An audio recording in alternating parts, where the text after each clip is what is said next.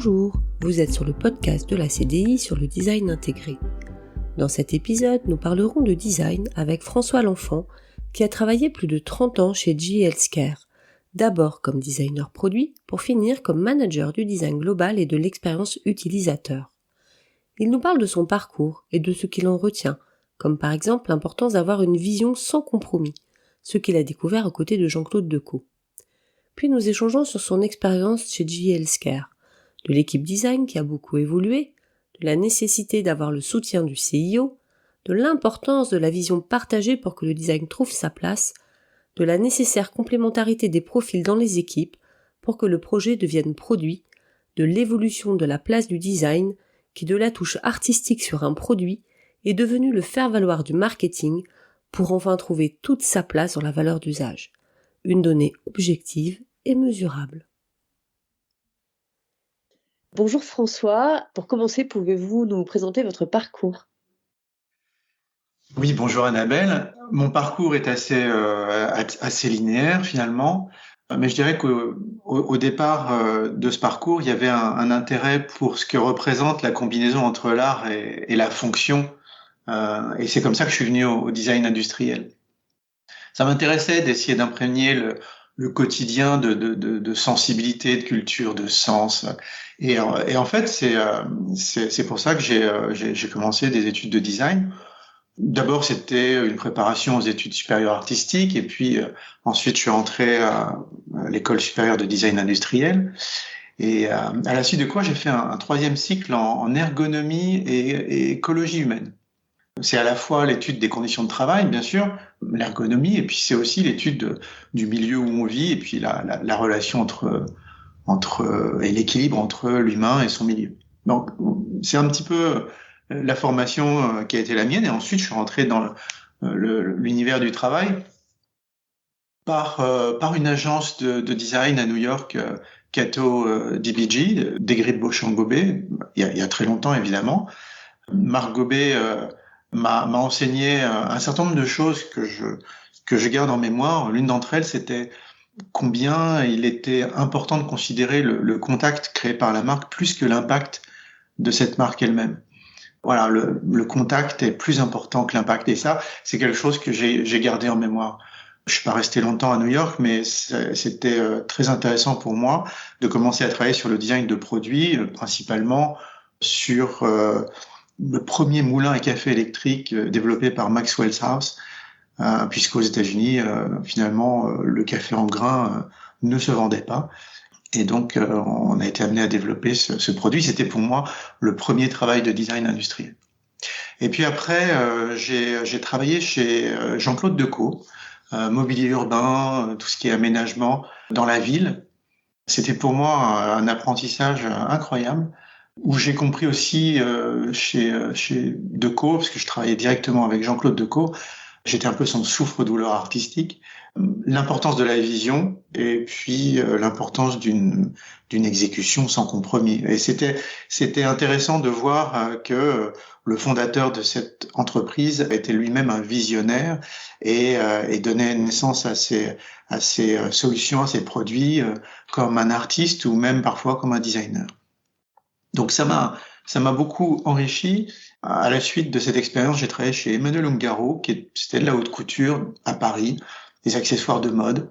Et encore, j'ai appris beaucoup de choses, notamment à quel point il est important de cibler son expression artistique, de cadrer les archétypes, le type de marché qu'on veut toucher et le type de consommateur, d'utilisateur qu'on veut toucher. Et voilà, c'était un petit peu mon cadre d'apprentissage avant de rentrer chez General Electric, la branche médicale de General Electric, GE Healthcare.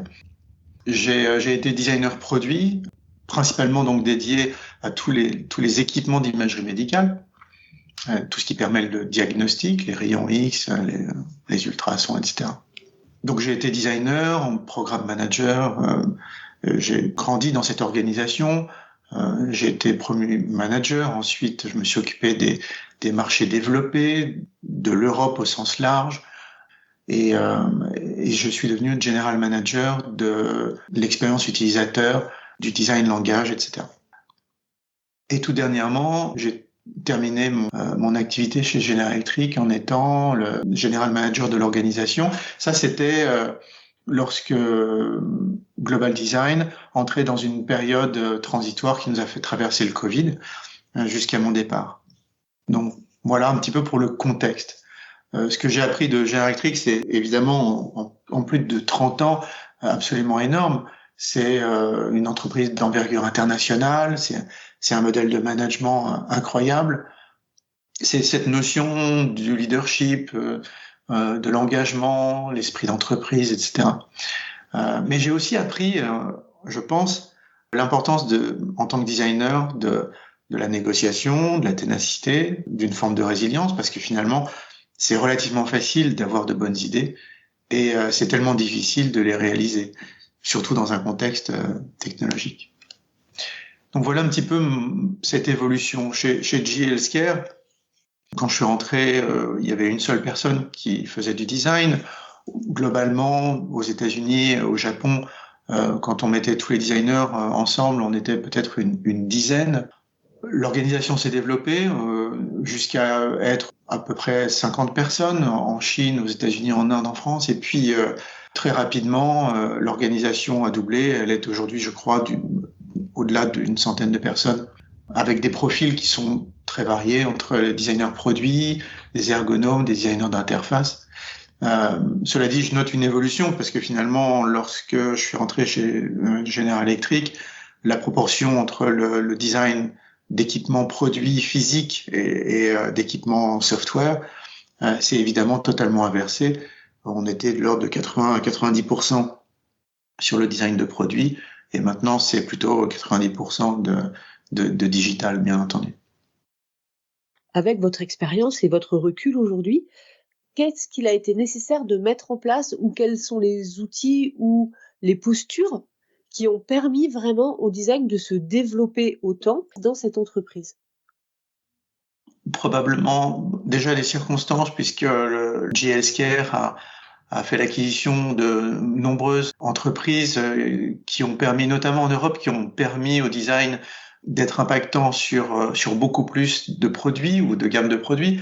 Donc c'est vrai qu'il faut l'accepter, mais je pense que d'un point de vue du design, on a eu la volonté de travailler énormément sur la vision, sur l'importance de cette vision, sur l'importance de donner du temps à la recherche et l'importance de créer de la continuité entre la recherche exploratoire et les premières solutions développées par l'engineering. En fait, ça c'est très important parce qu'on a besoin d'être supporté par le CEO, par le directeur général, et pour ça, on a besoin de partager la vision du design dans l'entreprise, parce que c'est ça qui va supporter le CEO et qui va lui permettre d'impacter son organisation. Certes, on est en général dans une organisation design extrêmement tiraillée entre d'un côté la vision du CEO et de l'autre côté la nécessité d'exécution du management intermédiaire qui fait pression sur le design en disant non, ça c'est pas possible, non, ça il faut pas, etc.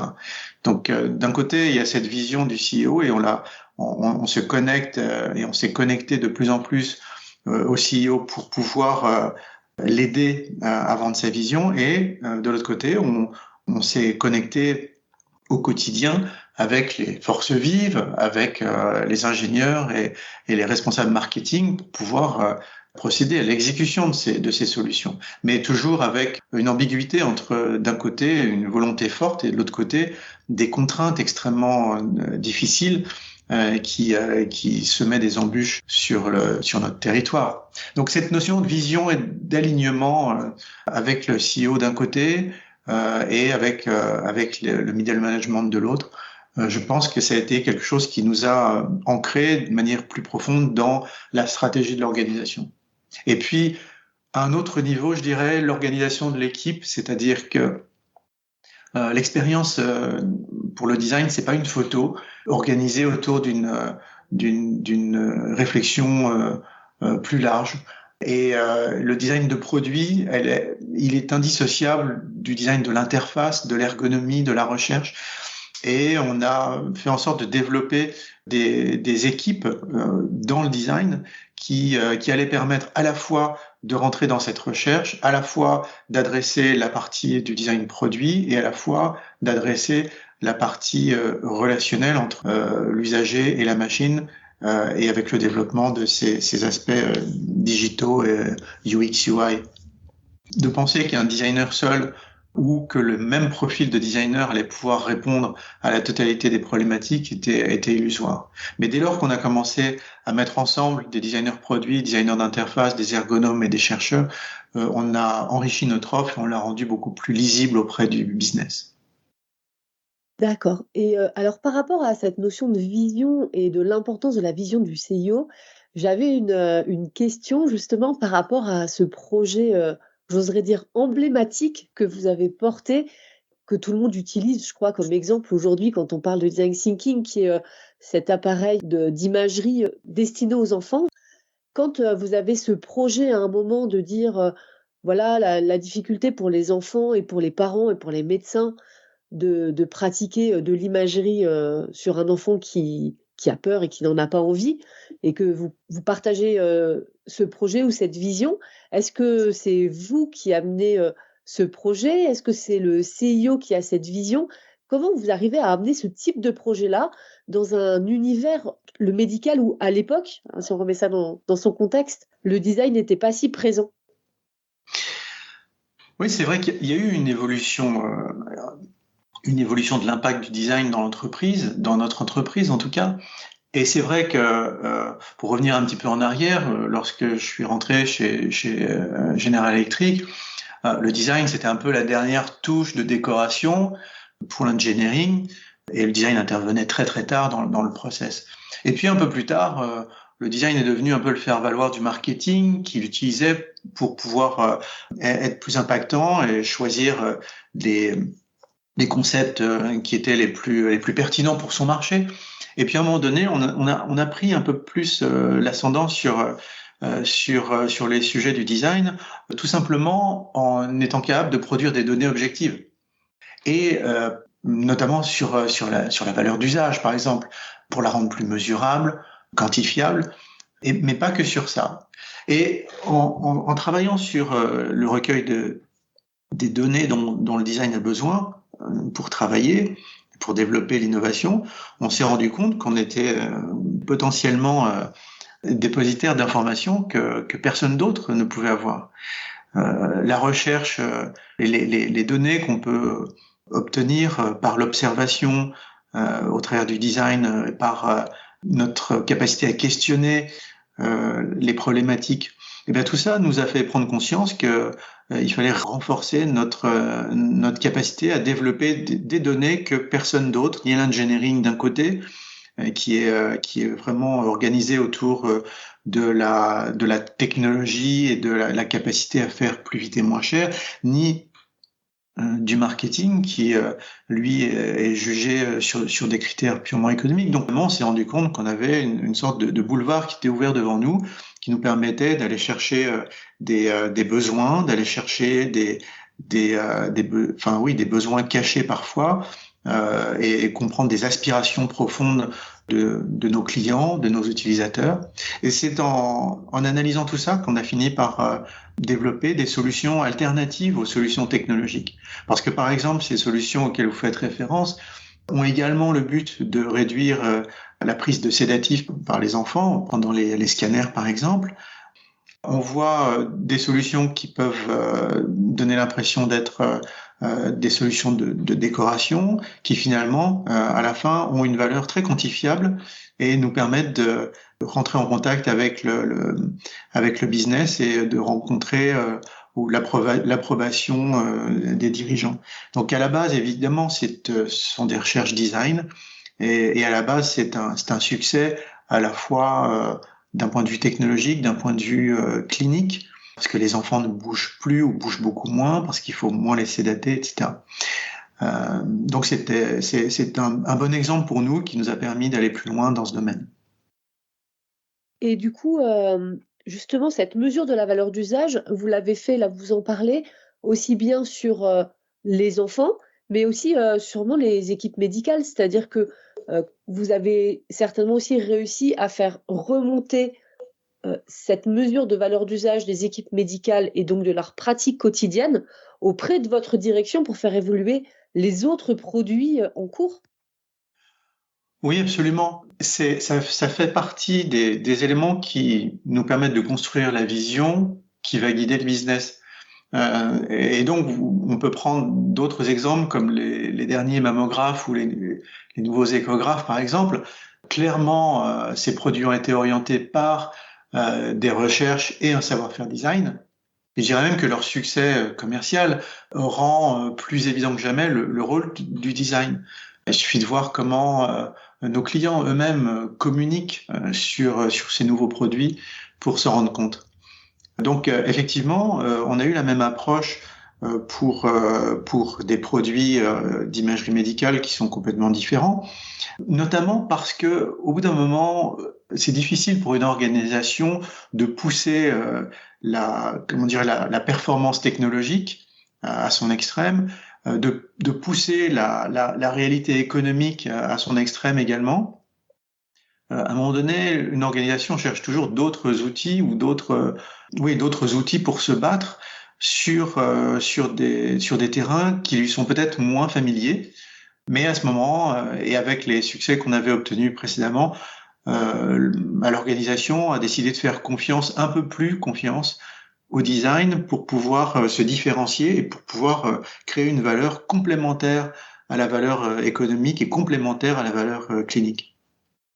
D'accord. Et tout à l'heure, vous disiez aussi que aujourd'hui, dans l'entreprise, c'est pas la place du design qui évolue, mais c'est plutôt le type d'intervention, puisque avant il y avait beaucoup plus de design de produits et aujourd'hui beaucoup plus de design d'interface.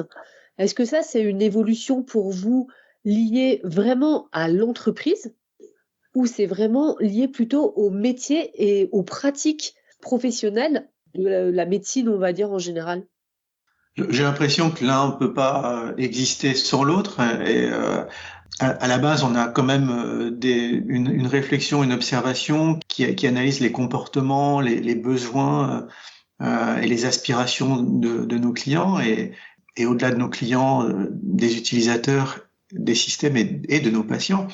Ça, c'est une réalité. De l'autre côté, on a l'émergence de technologies qui nous font réfléchir autrement.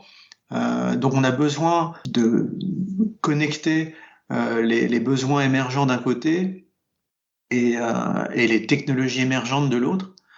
C'est un petit peu le rôle du design, pour nous en tout cas, de nous penser comme un pont entre ces besoins émergents et ces technologies émergentes, plus que comme une île isolée dans l'organisation.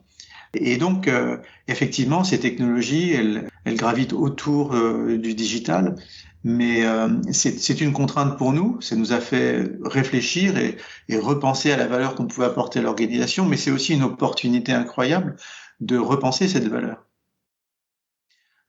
Et c'est comme ça qu'on a progressivement bifurqué vers une autre forme de valeur beaucoup plus soft et intangible, mais où le design a toute son importance.